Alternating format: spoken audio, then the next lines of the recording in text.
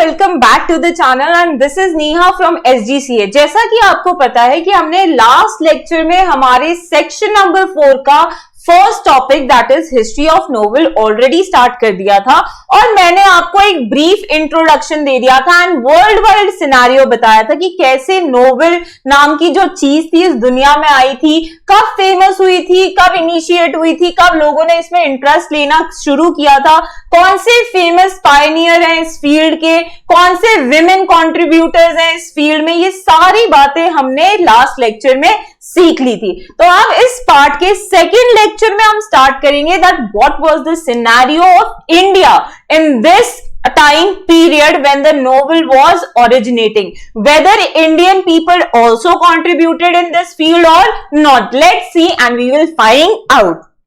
So, Indian scenario.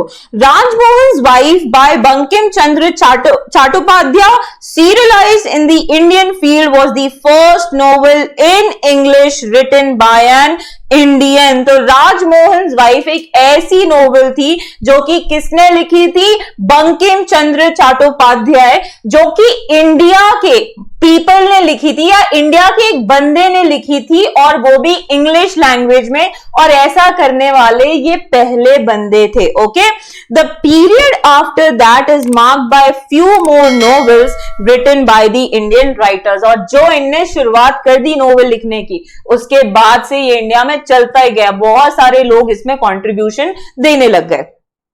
These novels bore either nationalistic virtues or social issues as their main framework. तो main जो genre होता था तो या तो इनका होता था नेशनलिस्ट टॉपिक्स, इश्यूज जो भी नेशन में चल रहे हैं, नहीं तो फिर सोशल इश्यूज जो भी लोगों के आपस में चल रहे हैं, उन पे बेस ये नोवेल लिखते थे।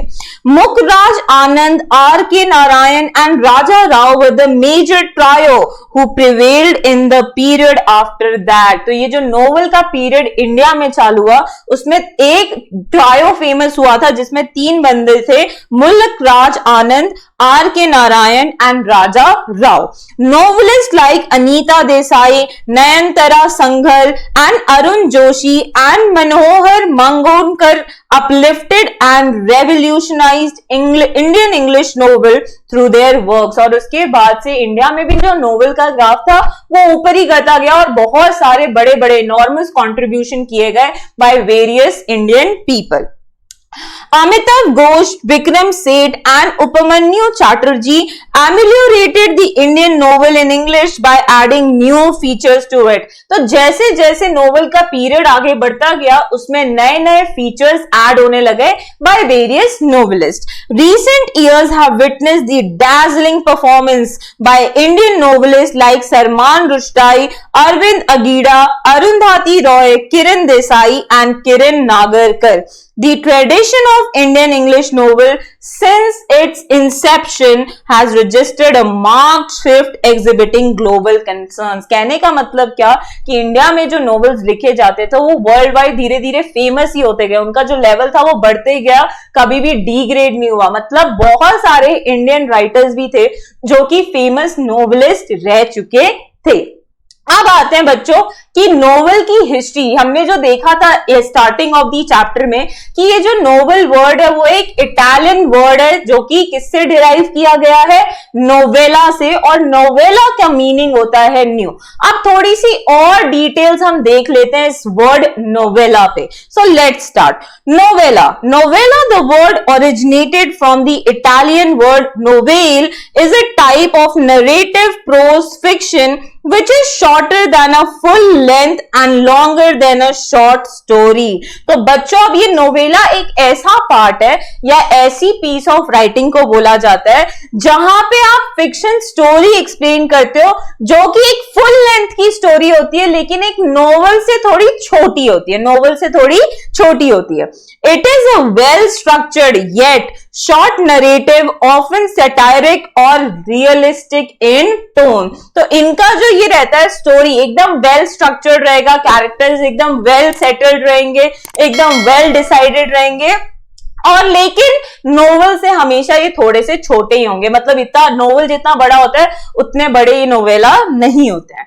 It usually focuses on one incident or issue with one or two main characters and take place at a single tradition. तो बच्चों नोवेला में जनरली एक ही इंसिडेंट, एक ही इशू कंसिडर किया जाता है, जिसके अराउंड मैक्स टू मैक्स तीन कैरेक्टरिस्टिक्स आपको देखने को मिलेंगे, 3 कैरेक्टर्स देखने को मिलेंगे। लेकिन हमारे नोवेल में देखो बहुत लंबी स्टोरी होती है जिसमें डिटेल्ड एक्सप्लेनेशन होता है, हर एक चैप्टर में अलग अलग कैरेक्टर्स इंट्रोड्यूस किए जाते हैं। तो सिंपली आपको कहूं तो नोवेल एक बड़ा पार्ट होता है और नोवेला एक छोटा पार्ट होता है। Okay, some of the famous novellas, अब एग्जाम्पल देख लेते हैं कि कौन से नोवेलास फेमस रह चुके हैं। The heart of darkness by Joseph Conrad, the turn of the screw by Henry James, Billy Budd by Herman Melville, death in Venice by Thomas Mann, seize the day by Saul Bellow and pearl by John Steinbeck. तो ये कुछ famous नोवेलास हैं जो कि अलग अलग writers द्वारा लिखे गए।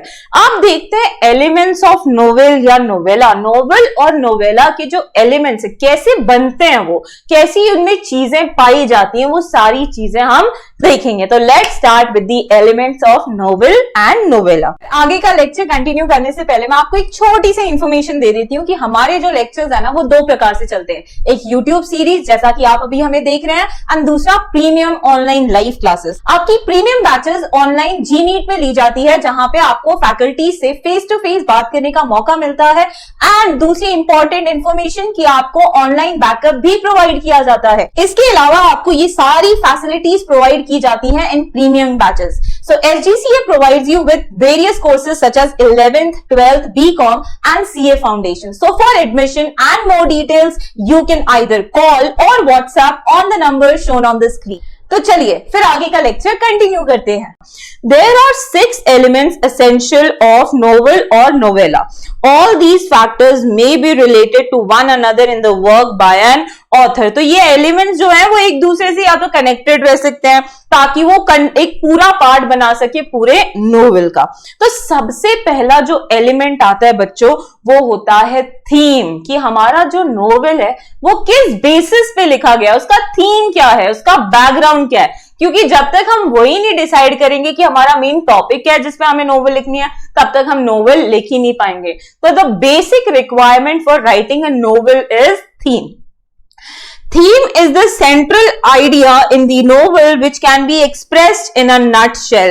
तो थीम बेटा वो चीज है जो कि पूरे नोवेल को एक समराइज फॉर्म में हमें बता दे कि किस चीज पे वो बेस्ड है, ठीक है। जैसे कि मान लो अगर आप एक बुक पढ़ रहे हो कि जो which was based on 9/11 incidents in India, ठीक है, जो भी 9/11 अटैक हुआ था उस पे बेस्ड है, तो आपको वो थीम में पता चल जाएगा कि पूरी जो नोवेल लिखी गई है वो किसके अराउंड लिखी गई है, वो कौन सा मेन टॉपिक है जिसके अराउंड हमारा नोवेल घूम रहा है, ये आपको बात थीम में आसानी से पता चल जाएगी। It is a philosophical statement or a truth which the writer has put forth through the narration of the series of events in the stories and characters acting in a particular setting. तो जैसा मैं बोल रही हूँ कि theme हमें बता देता है कि वो जो पूरी नोवेल है किस इंसिडेंट्स में लिखी गई है, कैसे उसका सीन सेट किया गया है, कहाँ कैरेक्टर्स कौन सा रोल प्ले करेंगे, ये सारी बातें हमें पता चल जाती हैं। तो ये हो गया हमारा पहला बेसिक रिक्वायरमेंट या element, that is theme. Let's move to the second element, it is plot. अब प्लॉट क्या होता है? तो plot is essentially the story और the course of events that make up the theme. किसके बाद कौन सा इंसिडेंट हुआ, कौन से टाइम पे कौन सा कैरेक्टर मर गया, उसके बाद स्टोरी कैसे मूव हुई, ये जो स्टोरी लाइन रहती है ना बेटा, उसी को हम कहते हैं प्लॉट ऑफ द नोवेल, जिसके वजह से हम थीम क्रिएट कर पाते हैं। It is created by conflict either internal inside the mind of the character और एक्सटर्नल विद अदर कैरेक्टर्स और एंटाइटीज। तो प्लॉट बेटा किस पे, प्लॉट में आप जनरली कोई इश्यू इंट्रोड्यूस करते हैं जिसकी वजह से नोवेल बनती है, ठीक है। तो ये तो या तो इंटरनल हो सकती है जो कि मेन कैरेक्टर के माइंड के अंदर चल रही है, नहीं तो फिर एक्सटर्नल हो सकती है जहां पे ये मेन कैरेक्टर और दूसरे कैरेक्टर्स के बीच में कोई इश्यू पे बेस्ड लिखी गई है। This is known as plot. Plot में भी सिंपल एक प्लॉट हो सकता है और complex consisting of the interweaving of many sub plots. तो आप देखो, आपका एक मेन टॉपिक भी रह सकता है जिसपे पूरी नोवेल लिखी है, नहीं तो फिर अलग अलग सब छोटे छोटे टॉपिक्स रह सकते हैं जिसपे पूरी नोवेल लिखी गई है। तो जब एक प्लॉट पे बेस्ड रहती है तो ऐसे नोवेल को सिंपल नोवेल बोलते हैं, एंड जब बहुत सारी रहती है तो उसे हम कॉम्प्लेक्स नोवेल बोलते हैं। तो दूसरा एलिमेंट था हमारा प्लॉट। अब आते हैं हमारे तीसरे एलिमेंट पे, which is known as character. बेटा, हमारी स्टोरी में बंदे ही नहीं होंगे तो कैसा रहेगा हमारा स्टोरी? सुनने लायक रहेगा? बिल्कुल भी नहीं। तो it is also one of the most important element of novel. Characterization is related to the plot as the course of events take place because of the certain behaviour of the characters. Characters कैसा behaviour show करेंगे ये depend करेगा story के element पे। अगर वहां पे लड़ाई चल रही है तो कैरेक्टर एग्रेसिव होने चाहिए, दोनों कैरेक्टर्स, हीरो एंड विलेन दोनों ही एग्रेसिव होने चाहिए, दोनों ही फिजिकली एक्टिव होने चाहिए। ठीक है, तो कहने का मतलब कि कैरेक्टर्स के जो कैरेक्टराइजेशन है is based on the story, कि कैसे पार्ट में वो कैसा बिहेवियर शो करेंगे, तभी तो मजा आएगा। पता चला लड़ाई का टाइम आया और हमारा हीरो डर के बैठ गया और विलन मस्त एंजॉय कर रहा था, ऐसा चलेगा क्या? नहीं। ठीक है, depiction of character can range from a thumbnail sketch to deep wordy highly detailed verbal sketch. तो आप अपने कैरेक्टर को एक ड्राइंग के फॉर्म में, एक स्केच के फॉर्म में भी रिप्रेजेंट कर सकते हो, नहीं तो फिर इसकी डिटेल्ड एक्सप्लेनेशन दे सकते हो यूजिंग वर्ड्स, कि अग्रेसिव होगा, सॉफ्ट हार्टेड होगा, काइंड होगा, हम्बल होगा। तो आप वर्ड से भी एक्सप्रेस कर सकते हैं कि हमारा कैरेक्टर कैसा कैसा हो सकता है। The important character may have been described its every aspect by the writer। तो जो हमारा प्रोटैगनिस्ट रहता है, मेन राइटर, वो राइटर के, लिखने वाले के द्वारा डिटेल्ड एक्सप्लेनेशन दी होती है कि कैसा वो बिहेवियर है, कैसा उसका नेचर है, तभी स्टोरी सुनने में बेटा मजा आएगा, वरना स्टोरी एकदम लेम एंड प्लेन हो जाएगी। The minor characters are not given much importance। तो साइड कैरेक्टर्स जो बोलते हैं ना हम, साइड रोल्स जो बोलते हैं, उनको ज्यादा इंपॉर्टेंस नहीं दी जाती है। The reader follows the action of one main character throughout the novel। तो जो भी पूरा नोवेल बेस्ड रहता है वो एक प्रोटैगनिस्ट पे बेस्ड रहता है, वो एक वन मेन कैरेक्टर पे बेस्ड रहता है कि उसकी लाइफ में क्या चल रहा है, उसने अलग अलग सिचुएशन में कैसा बिहेव किया। This character is referred to as the protagonist, जो कि मैं वर्ड तब से यूज कर रही हूं। जो भी आपकी स्टोरी का मेन कैरेक्टर रहता है, चाहे फिर वो चैप्टर हो, शॉर्ट स्टोरी हो या नोवेल हो, उनको हम बोलते हैं protagonist. Protagonist main character is in conflict with the character or an entity or a force internal or external which is known as antagonist। और protagonist के जो अगेंस्ट रहता है, चाहे भले ही वो इशू उसके माइंड में चल रहा हो, किसी के साथ चल रहा हो, तो अगर वो माइंड में या किसी के साथ उसके अगेंस्ट है तो उसे हम बोलेंगे एंटागोनिस्ट। मतलब क्या कि हमारी स्टोरी में जो मेन कैरेक्टर होता है उसे हम बोलते हैं प्रोटैगनिस्ट, और जिस इशू को भी वो डील कर रहा होता है उस स्टोरी में उसे हम बोलते हैं antagonist. I hope these two terms are very clear to you. Okay, किसी को भी डाउट है तो कमेंट सेक्शन में अभी कमेंट करके पूछ लीजिए। चलो, तो ये हो गए हमारे 3 एलिमेंट। अब आते हैं हमारे चौथे एलिमेंट पे, that is setting. Setting is the background in which the story take place. Story कहां पे सेट की गई है? इंडिया में हुई है, अमेरिका में हुई है, अंटार्कटिका में हुई है, हुई कहां है? इंडिया में भी हुई है तो कहां पे? रूरल स्टेट में हुई है या अर्बन में हुई है? मतलब वो पूरी सीन जो है, वो पूरी स्टोरी जो है वो कहां सेट की गई है उसे हम कहते हैं setting. There are several aspects of the setting. It includes place, period, time, climate और वेदर एंड लाइफस्टाइल। ये सारी चीजें आपकी सेटिंग में आएगी।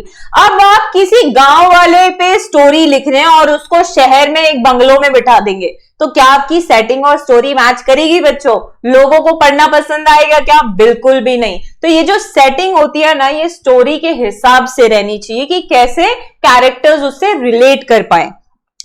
Plot and character are the two major elements that are affected due to setting. मैंने जैसा कि कहा, अगर आपकी सेटिंग आपके प्लॉट और कैरेक्टर से मैच नहीं करेगी तो आपकी स्टोरी कोई मीनिंग नहीं रहेगी, उसका कोई मीनिंग नहीं रहेगा, इट वुड बिकम मीनिंगलेस। तो ये हो गया सेटिंग। नेक्स्ट जो आपका एलिमेंट आता है, इट इज कॉन्फ्लिक्ट। देखो, स्टोरी में जब तक कोई लड़ाई नहीं होती ना, तब तक कोई इश्यू नहीं होता ना, तब तक स्टोरी का कोई मजा ही नहीं। हर स्टोरी, आप पिक्चर में भी देखो, हर पिक्चर में कोई ना कोई कॉन्फ्लिक्ट रहता है जो कि हमारा हीरो, हमारा प्रोटैगनिस्ट सॉल्व करने की कोशिश करता है। तो उसी को हम कुछ और नहीं कहते बेटा, उसी को हम बोलते हैं conflict. The struggle between the opposite forces in the story is called conflict. Protagonist antagonist को कैसे लड़ रहा है, कैसे सॉल्व कर रहा है, कैसे उससे डील कर रहा है, ये जो हो रहा है उसी को हम कहते हैं conflict. Conflict in the story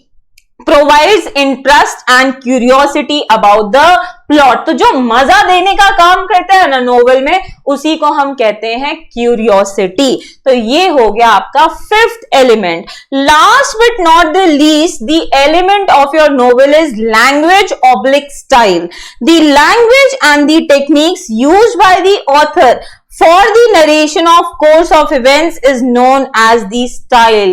किस लैंग्वेज को यूज किया गया है स्टोरी को डिफाइन करने के लिए, कैरेक्टर को बताने के लिए, उसको हम कहते हैं style. Okay, an author can use extensive vocabulary and high phrases और he may be laconic and would write only to the point, or he may mix both according to the requirement for meeting his purpose। तो कभी कभी writer एकदम detail dialogues भी लिख सकता है, detail explanation भी दे सकता है, नहीं तो कभी कभी सीधा डायरेक्ट टू पॉइंट एक्सप्लेनेशन भी दे सकता है, नहीं तो फिर वो दोनों का मिक्स भी यूज कर सकता है। इट डिपेंड्स कि सिचुएशन कैसा है, स्टोरी का प्लॉट कैसा है और कौन सा पर्पस वहां पे चल रहा है। Okay, He may use linguistic devices to make the narrative effective। और अगर उसको अच्छा बनाना है तो वो लिंग्विस्टिक मतलब अलग अलग भाषा भी यूज कर सकता है स्टोरी को एक एलिमेंट देने के लिए, एक मजा देने के लिए। All these factors decide the texture of the narration and create an impact on the readers। और ये सारे ही एलिमेंट्स हैं जो कि एक अच्छे नोवेल को अच्छा बनाते हैं। अगर आप एक भी एलिमेंट यहाँ पे मिस आउट कर देंगे तो आपका नोवेल कभी भी सक्सेस कर ही नहीं पाएगा। ठीक है, तो ये सारे एलिमेंट्स हमें ध्यान में रखने हैं। और जनरली बच्चों याद रखो, जो आपके क्वेश्चंस पूछे जाते हैं ना सेक्शन नंबर 4 में, ये these are based on the elements only. Character का कैरेक्टराइजेशन पूछ सकते हैं, प्लॉट पूछ सकते हैं, साइनॉप्सिस पूछ सकते हैं, थीम पूछ सकते हैं, स्टोरी का बैकग्राउंड पूछ सकते हैं। तो जनरली जो क्वेश्चन बनते हैं these are based on, या those questions are based on the elements of the novels। तो आई होप आपको यहां तक सारी चीजें समझी होंगी। इसके आगे का चैप्टर हम नेक्स्ट लेक्चर में कंटिन्यू करेंगे। बाय बच्चों।